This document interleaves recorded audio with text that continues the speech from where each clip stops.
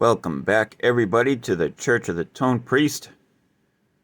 Actually, I don't think it's really a church. It's more like a dungeon. Or maybe a closet. Closet dungeon. Hard to tell. The skeletons in each. Just looking through my YouTube feed here. And I was always annoyed by those pop-ups asking, do you want to do YouTube TV? Get a great deal. And those always annoyed me, but now that I'm looking at this looks like some real riveting entertainment right here. Oh yeah, sign me up. For sure. How much is this shit? $65 a month? That's a fucking bargain. Sign me up. Anywho, special episode today. Well, they're all special, but this is extra special. What you're looking at here is a scratch build clone of a Tweed era Fender Bassman. What could be better?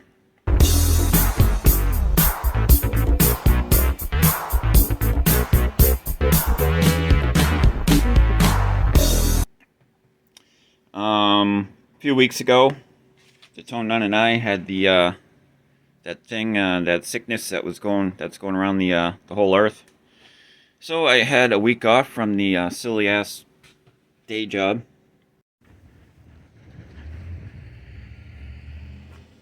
Wait, what?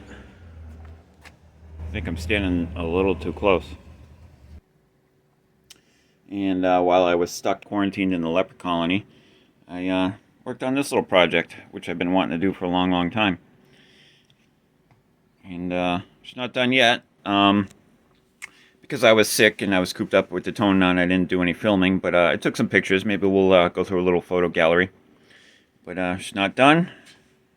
I'm going to pick up the story from here and hopefully finish this at some point. Hopefully soon. But there she is. So, yeah, look at that. No joke, my friends. No joke at all. Can you read that? Probably not. It says RCA. New from RCA Victor. Handiest TV set ever built. How's the picture? Sharp, clear. It's RCA Victor picture quality. What's it cost? Lowest priced RCA Victor ever. Only $125 in 3 modern colors. All vintage RCA tubes. Although those are probably tongue saws. That's okay. And the rectifier is a modern tongue saw. I don't have vintage RCA GZ34 money. But, yeah. Alright, let's do the photo gallery. Reese's. Alright, so this first picture here is, so what I do generally when making a clone is I will get a donor cab. I'll go to Craigslist or look online on Reverb or Guitar Center for some, cheap amplifiers that are, like crates seem to be very inexpensive, or find a non-functioning amplifier that's, basically being given away that suits my needs. And so the Tweed Bassman was originally a 410, but who the hell has space for all that? So I found a crate 210 cab. I forget the model name. I'll put it here. 210 cab, solid state. It's kind of a shame. I mean, the thing was old and beat up and full of dust, but it was kind of a really good sounding amp. I mean, great clean sound. So if that interests you, having a great clean sound and very inexpensive amp, yeah, maybe pick one of these up. They're giving these things away. Had some effects in it and stuff that were, the chorus was really cool, if I remember correctly. But, yeah, well, she had to go. Bigger and better things. So I gutted it all out. Look at this next picture here. You can see that's the circuit boards that was inside the chassis. And that Legend obviously was not part of the crate amplifier. I had this set up for some other testing. And then the next photo here, you can see the empty cabinet and empty chassis. And that's ground zero from where we started from. And then we get the next couple of photos here. Obviously a solid state chassis doesn't have holes for tube sockets, so probably the most difficult part, at least for me with the tools that I have available to me, is cutting the holes in a nice hardened steel chassis for the tube sockets. But we got through it. It was a very fun day for both me and the Tone Nun.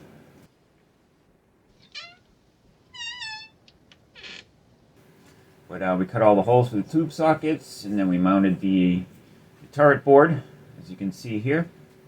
And that's a turret board I bought on eBay, I believe, for a Tweed Bassman. So perfect, I didn't have to build that. And then, what else did we do? We had to cut a hole for the power transformer, like a square hole. And then we mounted the power output transformers and the, the choke. And we have a nice picture of the cab. There's the back of the cab. Ended up replacing that Eminence Legend with a reissue Alnico Jensen speaker. I believe the Alnico was a P10R and the other speaker is a C10Q. And then we got another photo here, looking all pretty.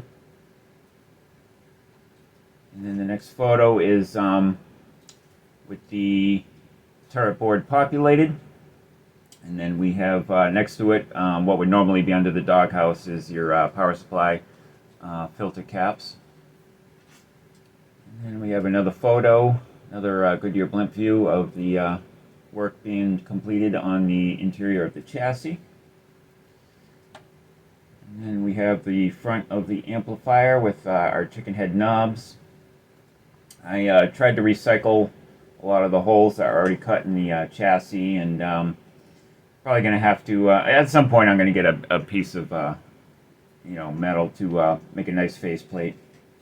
And then I can reposition the knobs, because as it stands right now with the chicken head knobs anyway, they kind of, they're too close together and they interfere with each other, so, what are you going to do? And then we have, the next photo here is all wired up in functional form. And then finally another shot of the other end, the bottom end of the chassis with the transformers and some tubes. It's looking pretty neat, if I don't say so myself. And then the blue tape I put on the bottom of the transformers, because before I socketed the tubes, I wasn't using an amp stand, and I was just sitting around the transformers while I did some work. So that brings us up to today. Moving on. And here we are. We're up to date here. Let me show you what we got going on here. It's a Tweed Bassman. So we have our high and low normal input, our high and low bright input. We got volume for the first channel, volume for the bright channel, treble, bass. As you can see, these guys interfere. So, oh, look at that, it's automated. Turn down the treble and the bass goes up. It's not a bug, it's a feature. What else we got here? We got mid, we got presence, we have our standby switch, a nice jewel, and we recycled the power switch from the crate. Normally I probably would have replaced it with a nice toggle switch, a double pole, so we could get both the hot and neutral wires from the wall on there, but it just can't cut a round hole in a square box. But if I ever get the metal faceplate, maybe we'll address that and we'll put a nice toggle switch on there. And safety third, as they say. And here's all the guts. And yep, it's a Tweed Bassman. I've made a couple of changes. So tweaking it, going through it now, fired it up, works, sounds good. Couple of observations, which is kind of common knowledge anyway. The speakers were brand new, and God, did they sound awful when they came out of the box. Just ice picky. Not even ice picky. It was like some kind of weird mid-range punch, just overwhelming. It was like a frozen cardboard ice pick. It was gross, but a couple hours of AC/DC riffs with the volumes on 10, and they seem to be loosening up. They sound much, much better.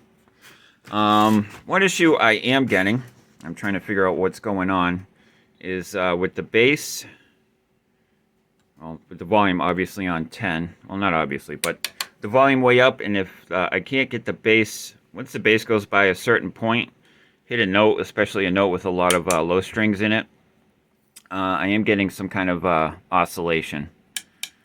Not exactly sure why that's happening, but we are troubleshooting. I described the symptoms to everybody's favorite uncle, and he suggested it might be blocking distortion. So we did a little research on that, and one of the main culprits led me to try and put grid stoppers on the power tubes. So I believe I put 1.5K grid stoppers on the power going into the power tubes. That has not solved the problem. So we are still, trying to figure out what the story is with that. It's not totally unusable. I mean, setting the bass to where that would happen is probably too much bass anyway. But we'll figure it out. So that is one difference from the, schematic of the original 5F6-A Tweed era Fender Bassman. Also getting a little bit of red plating on this power tube. One thing that could be causing red plating is a high frequency tube oscillation. So I think I'm going to add some .002 capacitors from the back of the grid stoppers to ground. And that was an improvement that Fender did. And but other than that, she sounds great. Sounds really good. This is, other than maybe like the GA5, Gibson GA5 I have, this is probably the most touch sensitive, and, what you give it is what you get. I mean, not hiding nothing, There's nothing to hide behind with this amplifier. Yeah, alright, so, enough blah blah blah. Let's get this sucker up and running to where she needs to be. Hang tight. Alright, this is what we have going on here. We have the amplifier off of the current limiter, going straight into the variac. I gave it 120 volts, and I was going to test my voltages to match up to Leo's schematic. First voltage I tested was off the reservoir cap here. And what do they want? What do they say they want? They want 432 volts. And we have 470. So that might have something to do with red plating and oscillation and stuff. So this transformer has 2 outputs on the secondary. I forget exactly what they were. I think one was 305 volts and the other one was like 340, somewhere around there. Leo wants 325, if we can get Leo to be in focus. Here we go, 325. So obviously we're, miles high, and, things are blurry from that distance up high. So what we're going to do is we're going to take out the super high output primary, and we'll wire in the lower output primary with the lower voltages, and pick up the plan from there, see what happens. Alright, so while the old soldering iron is warming up, here's the power transformer. It's a beautiful Hammond 290 D2X. There's the other one. I can't read it right now, so we'll get back to that later. And there's the choke. Here's the old schematic for the Hammond 290 D2X. And as you can see, red to red, the first secondary output is 355 volts, and then red white to red white will be 305. And ideally we were looking for 325, but what we're really looking for is this number here, 432. So here is the 305 volt wires. We're going to stick those into the rectifier tube, and we'll get the higher output wires out of there and see what happens. And yeah, I pretty much always use Hammond transformers when I'm building an amplifier clone. They seem to be good quality at a reasonable price, and the best places that I've seen as far as cost and shipping and all that, and being a reputable reseller, is either Hawk Electronics or even Tube Depot. A lot of times on Tube Depot you can probably get free shipping if you order enough stuff. Usually it's not hard to do when you're buying transformers. So price, the cost of the transformers plus shipping, Tube Depot is sometimes a better choice, and then a lot of times Hawk. And Hawk's got a lot of cool stuff too for building this stuff. You can buy the chassis boxes, whatever you want to call them, the enclosures and stuff like that. You can get a lot of good stuff from there. So check them out. Okie doke. Ladies and gentlemen, we're about to begin the auction. Our first item today will be a painting by Wallace Leidiger entitled Nude at Daybreak. All right.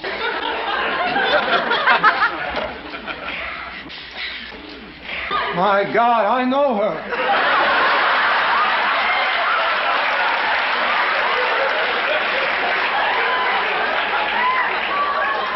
She's dyed her hair, but that's her. I got the new secondary output windings, wires, whatever you want to call it, wired into the rectification tube. Got it fired up through the current limiter, still 117 volts on the variac. And I can tell you already this is a step in the right direction. With the higher voltage, it was just, sorry about all the squeaky chair. With the higher voltage, the extremely excessive amount of voltage before, this amp just would not break up. It was clean, and now it's starting to sound a little bit more like a Bassman should, cranked anyway, for sure. But definitely a step in the right direction. Amp's been on for a few minutes. None of the power tubes aren't red plating at all. I only had one tube red plating before, but no red plating. I think there might be a little bit of blue glow, so that's fun. Nothing wrong with that. But yeah, she sounded good. I think we're ready to go in and check all the plate voltages on all the tubes. Make sure those are, well, we're getting ahead of ourselves. But that'll be next. We'll check voltages and bias her up and then whatever. But yeah, she sounds really nice.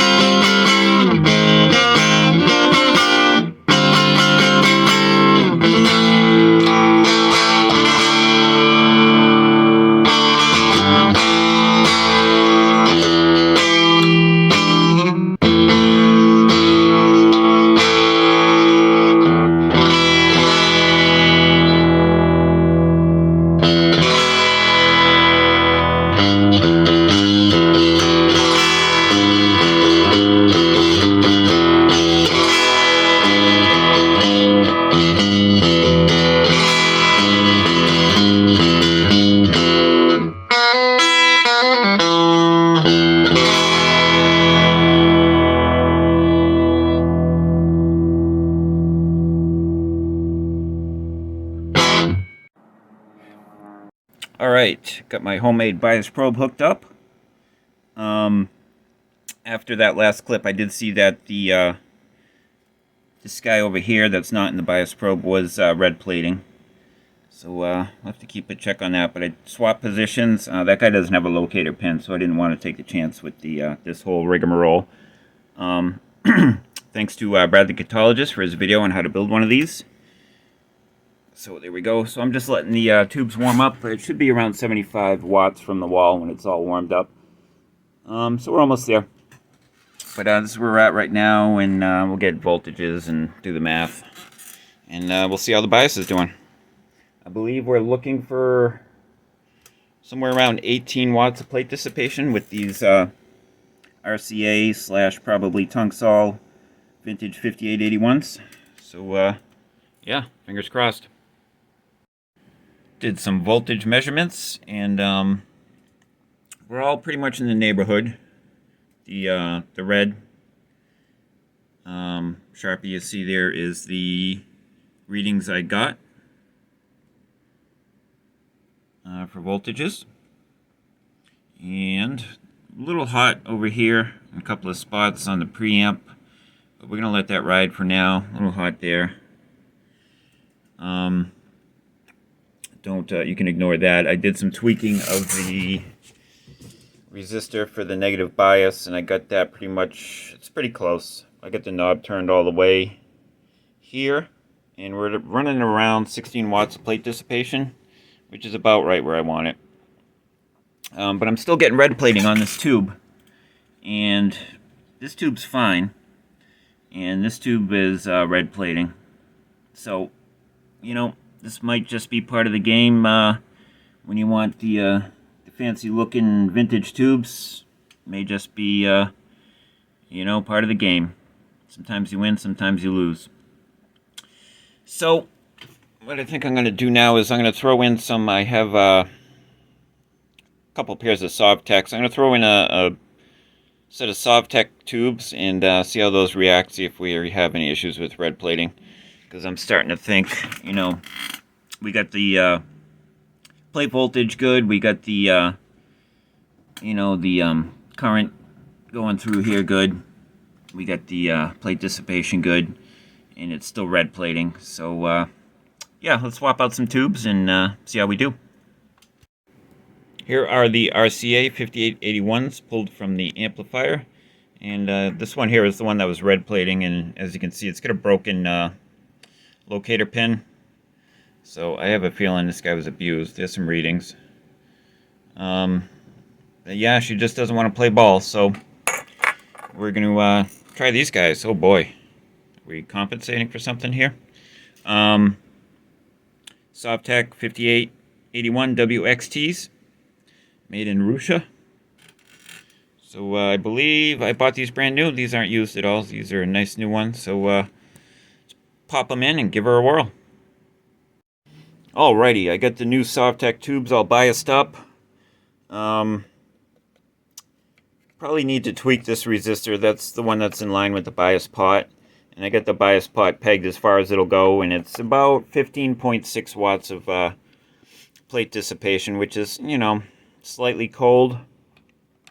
And I can't get any hotter with this resistor in here. But I'm going to leave it there for now, because I'm probably going to order another RCA 5881, and then when we hopefully get a tube that doesn't red plate, we'll you know, we'll dial this into exactly where we want it. But we're at about 15.6 watts right now, so that's not too bad.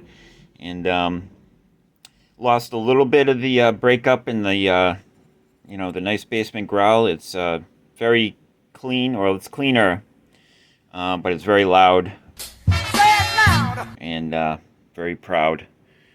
So, yeah, good stuff. I can't believe I made all this shit work. How do you know these things? You mean I'm right?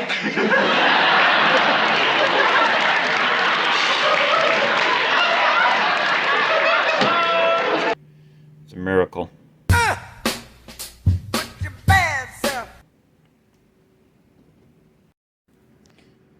Alright, I know there's a disclaimer in the description of all my videos saying, you know, don't do this at home.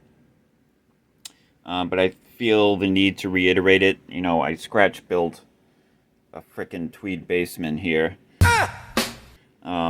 If you don't know what you're doing, do not do this at home. You never want to be in a position where you're looking at this stuff and your hands are in the same, zip code.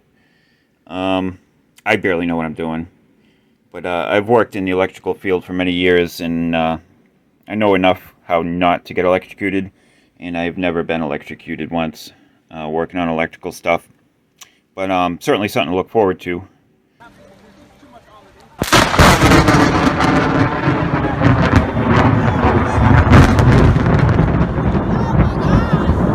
But that being said, I have destroyed a couple of very nice tape measures working around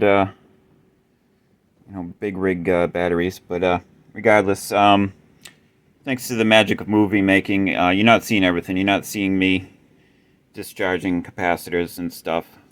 So again, just yeah, be careful out there. It's a jungle.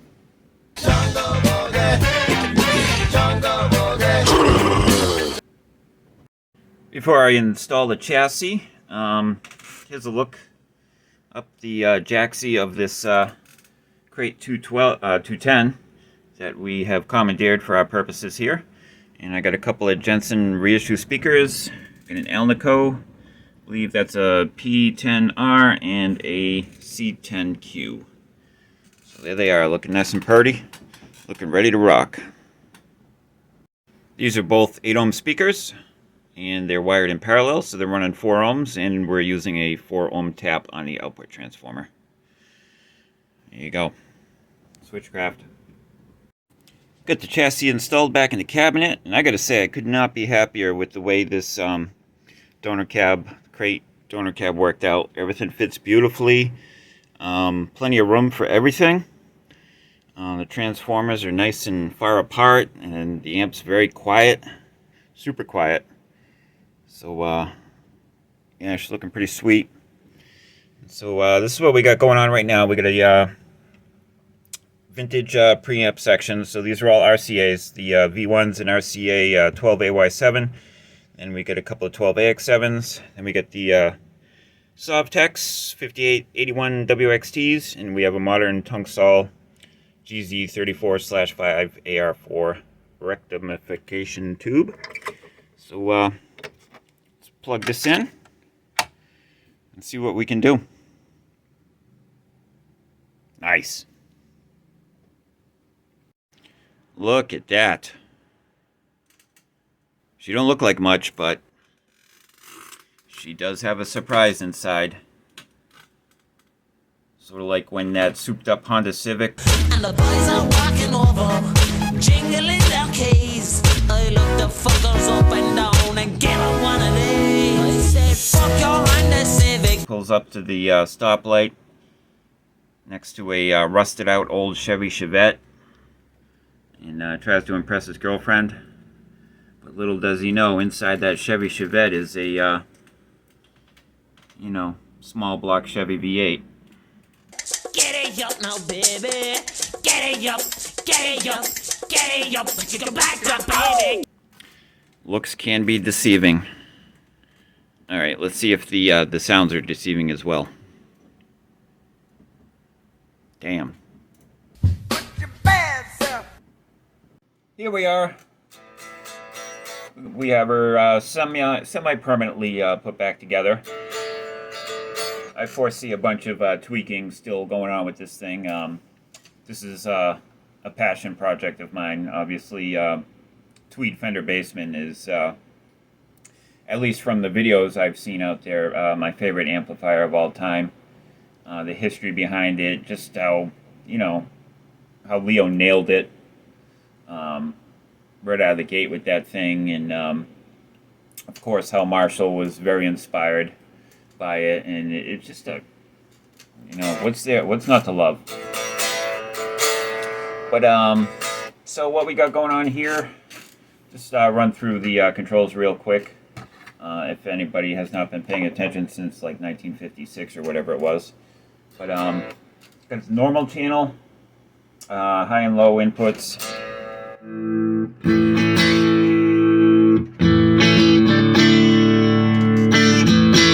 So that's the high. I'll set everything at noon. Here we go.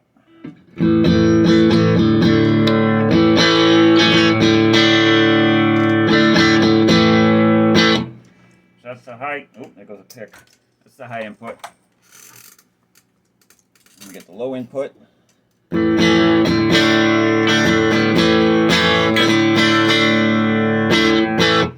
And we have the bright channel.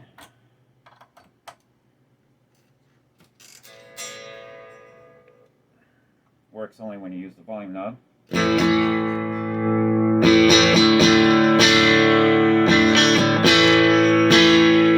On this one, I think the V1 12AY7 I'm using, I think the triode that runs this channel is a little bit honky wonky.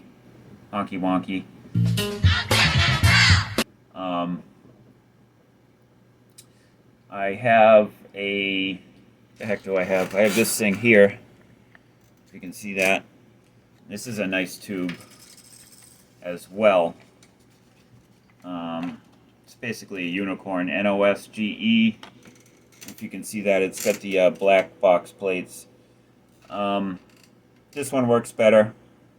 It was a little touch and go at first because on the normal channel triode, it was staticky. You could hear a little bit of static when the volume was cranked, but I cleaned the shit out of the pins and ran it for a while, and that seems to have fixed itself. But I just like the way the RCA AY7 sounds. The good triode on the normal channel. It just, you know, out of all the AY7s I have, it just sounds the best. But anyway.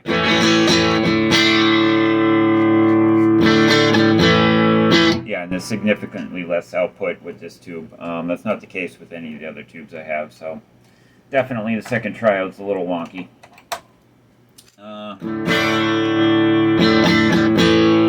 Yeah, that's barely over. That should be making my dog run for the covers, you know, cranked up on 10 like that. But that's alright. Take the good with the bad. That's part of the game when you're an eccentric whack job that insists on using vintage vacuum tubes.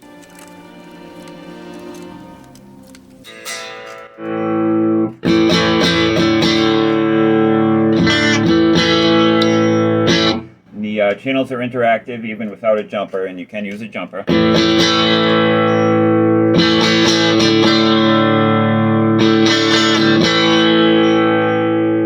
It's almost, when you dial in the second channel, it's almost like dialing in negative feedback. That's kind of the effect it has. It kind of compresses it a little more and gives your, you know, a little bit less breakup, a little whatever. It does what it does. And of course we have treble.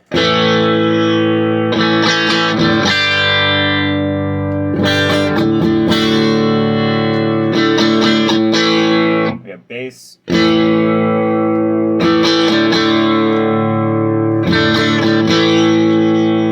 And we got mid. I call this the blackface knob. You go from tweed, and then if you dial this back, you get that nice scooped blackface tone.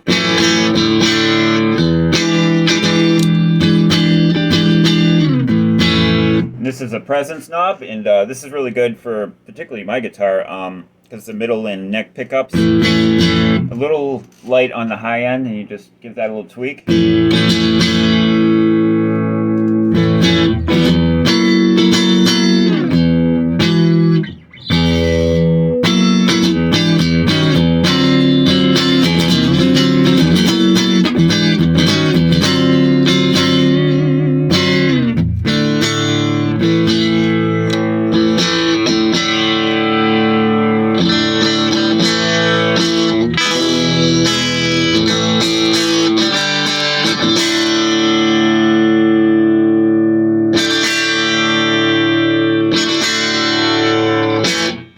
That's probably blowing out the cell phone camera's microphone, so we're going to have to mic her up.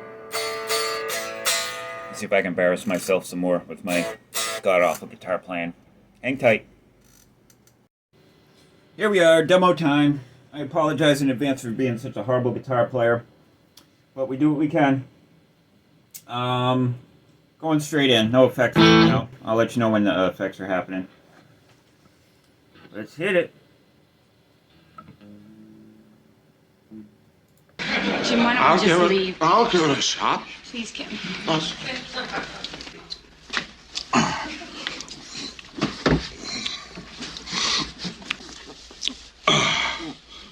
Here goes.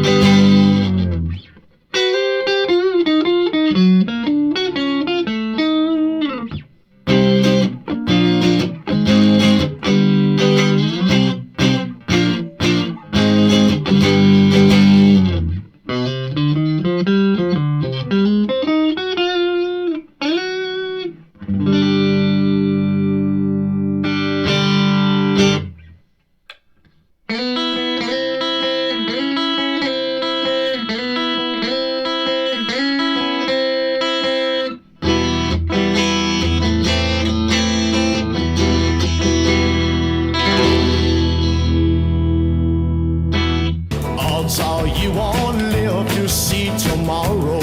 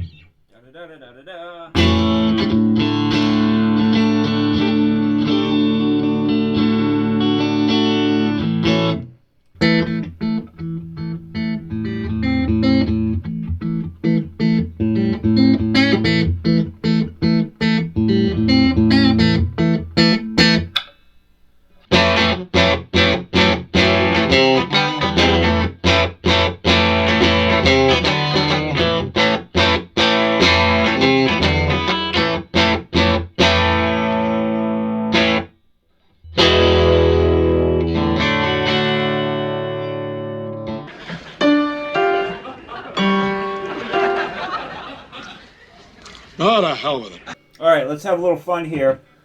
While I was in the leper colony, quarantining from the rest of the world, I also built a clone of a Catalan-bred Formula 5F6, which is supposed to be a Tweed Bassman in a box. So let's open up a wormhole and see what happens here.